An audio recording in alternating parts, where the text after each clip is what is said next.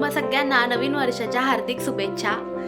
आज 1 जानेवारी आहे आणि 2026चा आज पहिला दिवस आहे. खरं तर या दिवसाची सुरुवात ना मला देवपूजेपासून आणि माझ्या स्वामी सेवेपासून करायची होती.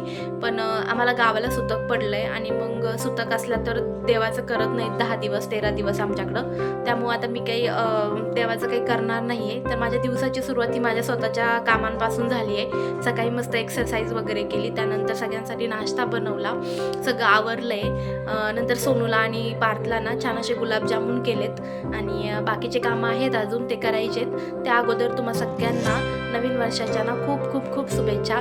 सगळ्यांच्या आयुष्यात हे नवीन वर्ष सुख समृद्धी आणि प्रगती घेऊन येवो हीच स्वामीचरणी प्रार्थना. चला तर मग व्हिडिओ बघा. आज नवीन वर्षाची नवीन सकाळी लवकर उठून एक्सरसाइज केली, व्यायाम केला, थोडंसं चालून आले आणि सगळे झोपेल होते तोपर्यंत स्वतःचं स्किन केअर करून घेतलं. दररोज ऑफिसची गडबड असली ना की या गोष्टीकडं थोडंसं दुर्लक्ष होतं. मग असं कधीमध्ये टाईम काढून मला करावं लागतं. नंतर छानपैकी आंघोळ केली. आज केस पण छान असे धुतले होते. तुमच्या केसांमध्ये जर जास्त डॅन्ड्रफ होत असेल ना तर तुम्हाला एक होम रेडी मी देते. त्यामध्ये ना थोडंसं दही लावा केसांना, स्काल्पला, त्यामुळे कोंडा निघून जातो. मी नेहमी असंच करते.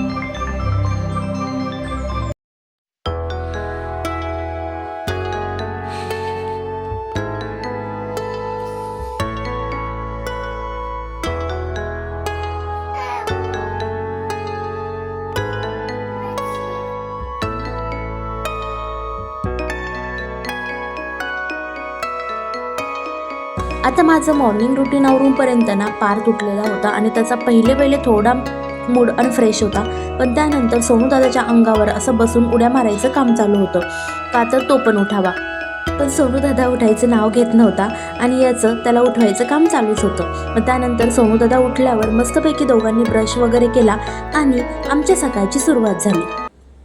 खरं तर जेव्हापासून बाई आली आहे ना तेव्हापासून आमच्या सकाळची सुरुवात ही चहापासून होते. एरवी आम्ही दोघं पण चहा घेत नव्हतो, पण आता थोडी थोडी सवय लागली आहे. आणि आता माझ्या पार्थला पण ना बिस्किटसोबत चहाच लागतो. त्याला चहा म्हणता येत नाही, तो चहाच म्हणतो. मला चहा ठेवूपर्यंत आणि चहा होऊपर्यंत ना बाई, पार्थचे बाबा, पार्थ आणि सोनूदादा या सगळ्यांचं मस्त फ्रेश होऊन सगळे बसले होते. त्यांना चहा दिला आणि त्यानंतर मी परत नाश्त्याच्या तयारीला लागले. नाश्त्याला मस्त असे गरम गरम कांदा पोहे करणार होते. त्यासाठी सगळं मी साहित्य चिरून घेतलं होतं आणि कांदा परतवायला टाकला होता. छानपैकी सगळ्यांचा नाश्ता झाला, पोहे खाल्लेत आणि त्यानंतर आमची अशी सायकल खेळणं सुरू झालं. आता ही सायकल ना पार्थला पार्थच्या मोठ्या मामाने त्याच्या फर्स्ट बड्डेला गिफ्ट केली होती.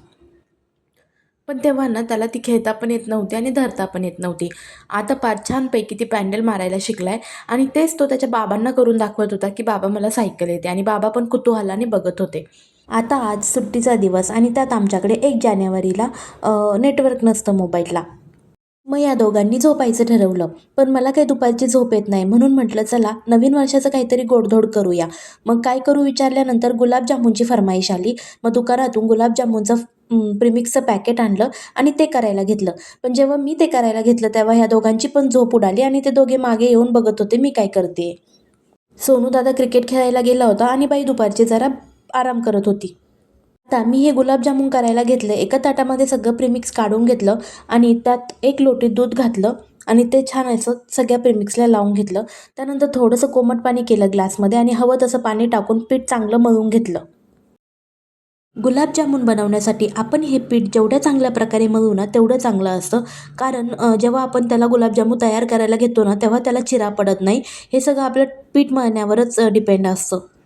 छान असं सगळं एकजीव करून घेतला पिठाचा, पीठ मळून घेतलं आणि त्यानंतर ते 15 ते 20 मिनटं मी झाकून ठेवलं. म्हटलं चांगलं मुरून द्यावं आणि मग गुलाबजामुन तयार करायला घ्यावेत. पीठ भिजूपर्यंत मी बाकीचं आवरून घेतलं आणि मग 15-20 मिनटं झाल्यानंतर मी गुलाबजामुन करायला घेतले. गुलाबजामुन आहे ना नेहमी छोट्या आकारातच ठेवायचे, कारण जेव्हा त्याच्यामध्ये पाक जातो ना तर ते फुगतात आणि मग खूपच मोठे होतात. जेव्हा आपण अगोदरच मोठे करू ना तर मग ते आणखीनच मोठे होऊन जातात. त्यामुळे मी इथं छोटे छोटे गुलाबजामुन करायला घेतले. त्यात माझ्या पारची अशी लुडबुड चालू होती. तो सारखा पीठला हात लावत होता. मग पहिले मी त्याला म्हटलं पीठ अगोदर हात धुवून ये आणि मगच तू करायला घे. त्यानंतर तो मस्तपैकी हात वगैरे धुवून आला आणि नंतर मला गुलाबजामुन करायला मदत करू लागला. आणि त्याला ते छान पण वाटत होतं करायला. नेहमी गुलाबजामुन करायला घेतलेत ना, तेव्हा मला माझ्या छोट्या भावाचा म्हणजे भैय्याचा पहिला बड्डे आठवतो. त्याचा पहिला बड्डे होता आणि फर्स्ट टाईमच आमच्या घरी घरच्या बायका गुलाबजामुन करत होत्या. त्यावेळेस मी पण छोटीच होते, म्हणजे शाळेत जात होते. आणि जेव्हा त्यांनी पहिल्यांदा गुलाबजामुन केले ना, या सगळ्या गोष्टी माहीत नव्हत्या. तेव्हा त्यांनी ऑलरेडी करतानाच गुलाबजामुन खूप मोठे-मोठे केले होते आणि मग ते पाकात फुगून एवढे मोठे झाले होते ना, की एका कटोरीमध्ये एकच गुलाबजाम बसत होता. सगळे खूप हसले होते. आता पार्थ आणि मी गुलाबजामुन करत होतो, तर पार्थचे बाबा बसलेले होते. तर हा किस्सा मी त्यांना सांगत होते आणि ते ऐकत होते. आठवडाभर ना त्यांची शिफ्ट वेगळी असते, माझी वेगळी असते, तर असा टाईम भेटत नाही. मग वीकेंडलाच आम्हाला असा टाईम भेटतो. मग छान वाटतं. आता तुम्हाला माझं बघून बघून माझ्या पार्थने केलेला गुलाबजामुन दाखवते. बघा, त्याचा हा असा गुलाबजामुन आहे. नंतर ना पार्थ खूपच वेड्यात काढायला लागला होता. मग मी अर्धे झालेले गुलाबजामुन लगेच तळायला घेतले आणि तळताच म्हटलं की मी बाकीची करून घेईन.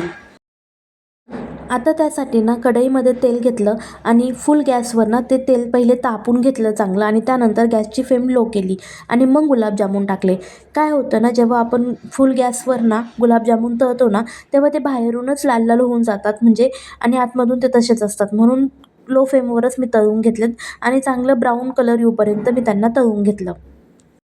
खरंच अँड्रॉईड फोन आल्यापासून ना आपण घरातलेच लोक किती वेगवेगळे झालो आहेत ना, हे आत्ता समजायला लागले. कारण आज आमच्या मोबाईलला कुणाच्याच नेटवर्क नव्हतं, म्हणजे ओव्हरऑल सगळ्यांचं नेटवर्क बंद होतं.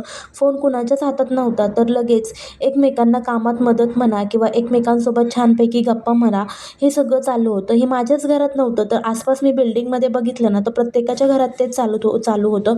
कोणी मुलांसोबत खेळतंय, तर कोणी एकमेकांशी छानपैकी गप्पा गोष्टी करतंय, सुखदुःखाच्या गप्पा गोष्टी करतंय. आणि हे ज्यावेळेस मोबाईलला नेटवर्क असतं ना, त्यावेळेस एक वेगळंच दिसतं आपल्याला, की प्रत्येकजण कामं करून ना स्वतःच्याच मोबाईलमध्ये दंग असतात. कोणी रील्स बघतं, तर कोणी मोबाईलवर काहीतरी चालूच असतं, कोणी कोणाशी कॉलवर बोलतच असतं. चला, आज एक नवीन अनुभव भेटला, की मोबाईल नसताना पण आपण छानपैकी जगू शकतो, जसे की आपले पहिले लोकं मस्त जगत होते. इथे आता मी ना तळून घेतले सगळे गुलाबजामुन आणि त्यानंतर पाक तयार करायला घेतला. पाकसाठी ना मी 1.5 ग्लास पाणी घेतलं आणि त्यामध्ये ना 3-4 वाटी साखर टाकली. कारण जास्त गोड पण नको होतं आणि जास्त फिके पण नको वाटायला. प्रमाण मी माझं हेच ठेवलं होतं आणि आता छानपैकी असा पाक तयार करून घेतला होता. साखर पूर्ण पगळून दिली आणि कमी गॅसवर पाक रेडी होत होता. पाक झाल्यानंतर ना मी त्याला कोमट होऊ दिलं आणि त्यानंतर तळलेले गुलाबजामुन त्यात टाकले. माझी मम्मी म्हणते की गुलाबजामुन टाकताना ना पाक नेहमी कोमट करून घ्यायचा. कारण गरम पाकात गुलाबजामुन टाकले ना, तर ते गुलाबजामुन लगेच फुटतात. म्हणून मी आधी पहिले कोमट करून घेतलं. चला, गुलाबजामुन तयार केल्यानंतर ना मी आणि बाईंनी ना सगळ्या कपड्यांचा राहाडा काढला होता. सगळे कपडे असे व्यवस्थित आम्ही ठेवलेत. जे डेली यूजचे कपडे होते ते छानपैकी कॅरेटमध्ये रचून ठेवलेत आणि बाकीचे जे कधीमध्ये लागणारे कपडे मी बॅगमध्ये भरून ठेवले आणि हा सगळा पसारा फक्त आम्ही एकाच गोष्टीसाठी काढला होता, की पार्थच्या बाबांची टोपी सापडत नव्हती आणि त्यांना फर्स्टला जायच्या वेळी थंडीला टोपी लागतेच, म्हणून आम्ही हे सगळं काढलं. पण दुसरं काम पण आमचं होऊन गेलं, की सगळे कपडे व्यवस्थितरित्या आम्ही ठेवलेत. आणि जेव्हा आम्ही कपडे ठेवत होतो ना, तेव्हा पार्थच्या बाबांचं पण एक काम चालू होतं. त्यांनी मस्तपैकी होम थिएटरला ना छान साफ करून घेतलं आणि त्याला जास्त धूळ वगैरे बसू नये म्हणून ना प्लास्टिकनी रॅपिंग करून घेतली. आणि पार्थचं पण खेळणं चालूच होतं. सोनू दादा काय अजून आलेला नव्हता. क्रिकेट खेळण्यात तो एवढा मग्न झाला होता, की सकाळपासून गेलेला तर आलाच नव्हता. मग नंतर गुलाबजामुन झाले, तर ते एअरटाईट डब्यात ठेवावे म्हणून मी छानपैकी असे ह्या डब्यामध्ये भरून ठेवलेत. जेणेकरून ना आता ज्याला म्हणजे खाता येईल असे झालेत व्यवस्थित छानपैकी. गुलाबजामुन बनवायची ही सोनूची फर्माईश होती आणि आता गुलाबजामुन झाले तरी तोच गायब होता. पण संध्याकाळी जेव्हा तो येईल आणि गुलाबजामुन बघेल, तर त्याला एक छानपैकी सरप्राईज तर भेटेलच. दिवसभराची सगळी कामं आवरता 4 तर वाजलेच होते. मग म्हटलं चला पार्थला थोडासा टाईम देऊया. मग मी पार्थला घेऊन टेरेसवर गेले आणि इथे या दोघांची सायकल रेसिंग चालू होती. पार्थला सायकल यायला लागल्यापासून ना तो सायकल खेळायला खूप एक्सायटेड असतो. आता इथे बघा, दोघं मस्तपैकी टेरेसवर सायकल खेळत होते. भरपूर वेळ पार्थनी सायकलचा एन्जॉय घेतला आहे. आमचा संध्याकाळचा रोहिणीताईंसोबतचा ना मुलांसाठी छोटीशी पार्टी ऑर्गनाईज केली होती. म्हणजे पार्टी म्हणण्यापेक्षा ना छान असा स्वयंपाक बनवायचं ठरवलं होतं, स्पेशल काहीतरी. तर मग त्या म्हटल्या होत्या की आपण सगळ्यांना आवडतं असं छोले भटुरे करूया. मग सगळ्यांचं संमती छोले भटुऱ्यावर झाल्यानंतर ना मी सकाळीच छोले भिजत घातले होते आणि त्यांनी पण एक दुपारच्या वेळी ना भटुऱ्याचं पीठ भिजवलं होतं. लहान मुलांचं काय आणि आपलं काय, दररोजपेक्षा थोडंसं वेगळं जेवण झालं ना तर छान वाटतं आणि मग बाहेरच्या जेवणाची क्रेविंग्स पण जास्त येत नाही आणि बाहेरचं देण्यापेक्षा मला तर असं वाटतं घरामध्येच बनवून मुलांना दिलेलं बेटर राहतं. इथे मी आता छोले शिजायला घातले होते. त्यामध्ये मीठ टाकलं, थोडंसं तेल टाकलं आणि कुकरला लावून दिले आणि दुसरीकडे मी छोल्याच्या भाजीची तयारीला लागले. त्यासाठी कांदा चिरून घेतलाय, 2 टोमॅटो चिरलेत, लसूण घेतला, अद्रक घेतलं आणि सोबतच छोले भटुऱ्याचा हा मसाला मीही वापरणार होते. रोहिणीताई म्हटल्या होत्या, की "तू भाजी कर, नंतर गरम-गरम भटुरे मी करल." आणि मग मी लागले भाजीला. इथे सगळ्यात पहिले ना कांद्याची प्युरी जी होती ना ती परतून घेतली. त्यासोबतच अद्रक, लसूण टाकून दिलं आणि छानपैकी हे परतून झाल्यानंतर छोले पण इथे छान असे शिजले होते. त्यानंतर ते परतून झाल्यानंतर ना मी त्यामध्ये टोमॅटोची पण प्युरी टाकली आणि ते छान असं तेल सुटूपर्यंत परतून घेत होते. कांद्याची आणि टोमॅटोची प्युरी परतूपर्यंत मी इथे मसाले काढून घेतले. मसाल्यांमध्ये लाल पावडर कमी वापरली कारण मुलांना खायचं होतं. हळद घेतली, छोले मसाला घेतला आणि गरम मसाला घेतला. आता बघा इथे माझी पूर्ण भाजी रेडी आहे. कमी गॅसवर ही भाजी ठेवली. आता इथे बघा माझी भाजी किती छान अशी रेडी झाली आहे. आणि ना दुसरीकडेच रोहिणीताई पण भटुऱ्याच्या तयारीला लागल्या होत्या. इथे बघा भटुऱ्याचं पीठ पण दुपारपासून किती छान भिजलं होतं आणि भटुरे पण मस्त असे छान फुगत होते. तुम्ही बघू शकता भटुऱ्या किती छान फुगला आहे. त्या गरम-गरम तळत होत्या. तेच मी मुलांना वाढत होते. कारण गरम-गरम खाण्यातच मज्जा आहे. आणि पोरांनी पण पोट फुल टर्म होईपर्यंत छोले भटुरे खाल्ले. त्यांना पण छोले भटुरे भरपूर आवडले. रोहिणीताई आणि मी शेजारी असतो, पण त्या नेहमी मला मोठ्या बहिणीसारख्याच वाटतात. कारण आम्ही नेहमी असेच छानपैकी ना पार्ट्या करत असतो. मी, त्यांची पूनम दीदी, सार्थक दादा आणि त्या कायमच असं वेगवेगळं करून खात असतो आणि आधी माझा पार्ट छोटा होता, पण आता तो पण आमच्यामध्ये सामील झाला आहे. बघा इथे मुलं किती आवडीने जेवण करत होते आणि त्यांना माझा पार्थ कंपनी देत होता आणि तो पण खात होता. आपण एखादं जेवण बनवलं आणि ते आपल्या मुलांनी छानपैकी पोटभर असं खाल्लं तर यात एक वेगळीच समाधान असतं. चला आता हे सगळे पोटभर जेवण करत होते आणि यांच्या छान छान कॉम्प्लिमेंट पण येत होत्या, तर आम्हाला दोघींना पण छान वाटत होतं आणि अशी आम्ही छोटीशी पार्टी केली. आता आजचा हा आमचा नवीन वर्षाचा पहिला व्लॉग कसा वाटला कमेंट करून नक्की सांगा. लाईक, शेअर आणि सबस्क्राईब करायला विसरू नका. तोपर्यंत स्वतःची काळजी घ्या. Take care. Bye bye.